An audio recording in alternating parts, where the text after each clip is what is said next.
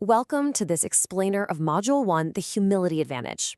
I want you to imagine we're just sitting together right now in a warm, quiet learning space, maybe a cozy library or a peaceful mountain retreat, and we're taking a really honest look at how we show up at work every day. Today, we're going to have a true paradigm-shifting conversation about workplace culture. We spend so much time talking about performance, innovation, strategy, all that good stuff. But underneath literally all of those things is a quieter, incredibly powerful human capacity that actually makes the whole shebang work, and that is humility. We're going to look at what absolutely transforms when true humility enters a team. Okay, let's dive into this. I want you to really think about something for a second.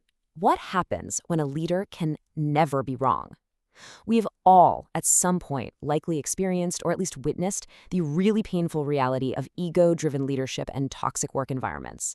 When the person in charge just has to be the smartest person in the room, when they see any kind of disagreement as a personal attack, or when their status is super easily threatened, the entire environment shifts. It becomes exhausting, it becomes demoralizing, and frankly, it is deeply, deeply destructive to a team's potential. Which brings us to the core paradigm shift of our time together today. Look at this quote. Humility is not making yourself smaller. It is becoming secure enough that you no longer need to make yourself bigger. We so often get this wrong. We confuse humility with insecurity or passivity or just erasing yourself.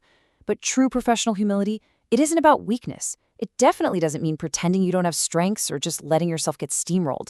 It actually means you are so grounded in your own security and your own competence that you simply don't need to dominate other people to prove it.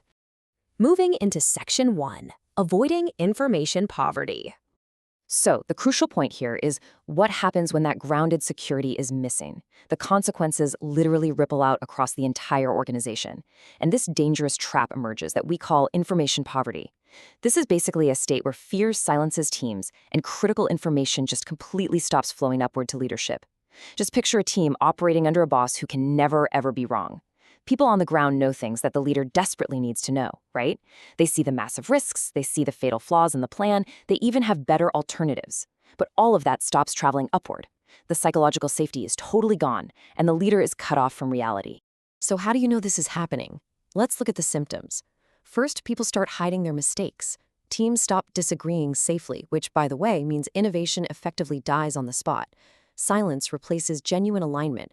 Useful information gets hoarded because people are using it as protection.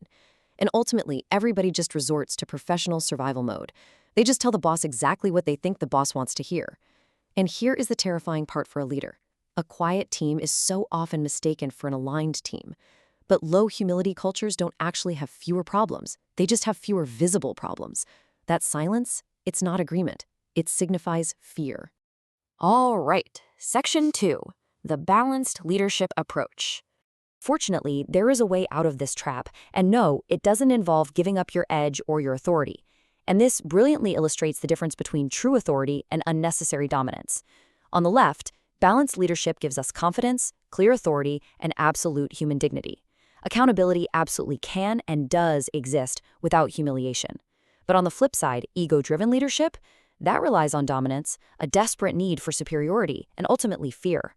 Listen, you can set high standards, you can make really tough decisions, and you can correct performance while keeping everyone's dignity fully intact. Let's break this down a bit more. We are aiming for grounded leadership. That is that sweet spot at the top, where high confidence meets high humility. Notice what happens when things get out of balance. Low confidence leads to self-erasure or extreme defensiveness. And high confidence, when you mix it with low humility, that just leads straight to arrogance and domination. Having healthy humility doesn't mean lowering your standards or losing an ounce of your ambition. It just means combining your high confidence with a high openness to the perspectives, the value, and the fundamental dignity of others. Listen, if you take away just one phrase from our entire explainer today, let it be this short, powerful mantra right here. Humility is confidence without superiority. That is the absolute core internal shift required for leaders to create warm, high-trust environments. You can absolutely be the expert. You can be the one in charge. You can be incredibly competent, and you can still remain completely teachable. Let's move to Section 3, the Humility to Trust Pipeline. Now that we understand the internal mindset shift, how does this actually change the way a team operates on Tuesday morning? Let's move to the operational side and see how this builds step by step, like a chain reaction. It all starts at number 1 with humility. That's the internal realization that, hey, I might not have the whole picture here. That humility naturally creates openness. Openness then sparks curiosity. You actually start asking others what they're seeing. That curiosity makes it safe for others to share information. Now, armed with better information, you make better decisions. Making better decisions builds your credibility as a mature, thoughtful leader. And finally, that repeated credibility, it creates ultimate trust. It is a direct, logical pipeline from putting your ego aside to building a wildly effective team. Which brings us to Section 4, the trust culture equation. So how do we measure and operationalize this trust on a larger scale? Well, it comes down to a really simple reality. Trust cannot simply be commanded. You can't just demand it. Now, what's really interesting about this slide is the math. The equation is straightforward. Trustworthiness multiplied by repeated experiences equals trust culture. You can't just slap the word trust on a corporate values poster in the break room and expect it to magically appear. What you can do is behave in ways that make trusting you increasingly reasonable. Trust is built through repeated, safe relational experiences over time. To actually facilitate those repeated experiences, a trust culture requires some very specific team norms. It requires giving your people genuine permission to do a few things. Permission to not know everything, permission to question and disagree respectfully, to admit mistakes early, before they become massive, expensive disasters, to ask for help without looking incompetent, and an expectation of repair after a negative impact occurs. These are practical, everyday habits. When these permissions are real, truth-telling becomes safe, and actual, genuine collaboration thrives. I want to pause here. I'm going to put my coaching hat on for a moment, and I want to ask you to reflect deeply on this provocative question.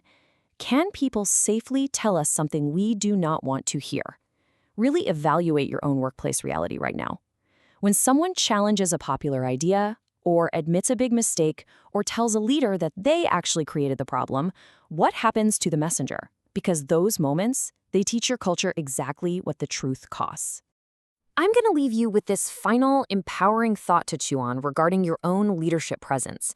Ask yourself, what repeatedly happens around me that makes trust more or less reasonable? Trust doesn't grow because nobody ever makes mistakes. That's impossible. It grows when repeated experience teaches us that truth, accountability, dignity, and learning can all coexist in the exact same room. Humility is the vital, absolute, game-changing ingredient that helps create those exact conditions. Thank you so much for joining me for this explainer. As you return to your teams today, I leave you with this one last question. Are you brave enough to trade your need to be right for the power of being trusted? This has been a presentation of the Humility at Work framework by Daniel Boddy, brought to you by the Inner Lab. For more resources on truly transforming your workplace, head over to insightforalignment.com. And please, hit that subscribe button on our YouTube channel for more leadership insights. Keep building that trust, keep practicing confident humility, and I will see you next time.